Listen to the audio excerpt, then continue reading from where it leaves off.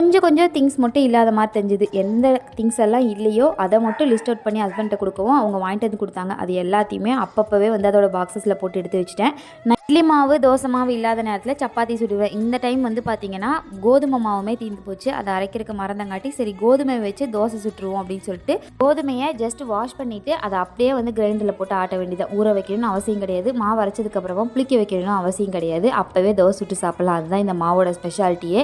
ஏன்னா கோதுமை கொஞ்சம் உடையறதுக்கு லேட் ஆகுங்க கிரைண்டரில். ஆனால் வந்து ஒன்ஸ் உடஞ்சிருச்சு அப்படின்னா டக்குன்னு மாவு ஆட்டுப்பட்டுரும். மாவு ஆட்டும் போதே கொஞ்சமாக உப்பு போட்டு நம்ம ரெடி பண்ணிட்டோம் அப்படின்னா டக்குன்னு வந்து எடுத்து தோசை சுட்டுற வேண்டியதான். மாவு எடுக்கும் போது கொஞ்சம் கெட்டியாக இருந்தங்காட்டி கிரைண்டர் கழுவுன தண்ணி வந்து கொஞ்சமாக ஊற்றி தண்ணி மாதிரி கரைச்சிக்கிட்டேன். அப்படின்னா தான் தோசை வந்து பார்த்திங்கன்னா நல்லா கிறிஸ்பியாக வந்த மாதிரி இருக்கும். நடுவில் எல்லாம் கொஞ்சம் மெதுன்னு இருக்கும். சைட்லலாம் வந்து கிறிஸ்பியாக இருக்கும். சூப்பராக இருக்கும் இந்த தோசை. கண்டிப்பாக ட்ரை பண்ணி பாருங்கள். இந்த தோசைக்கு சைட் டிஷ் வந்து பார்த்திங்கன்னா புளி சட்னி தான் ரெடி பண்ணியிருந்தேன். உங்கள் வீட்டில் என்ன டின்னர் மறக்காமல் கமெண்ட்ஸில் சொல்லுங்கள். நம்ம நாளைக்கு இன்னொரு ஷார்ட்ஸில் பார்க்கலாம். பாய்.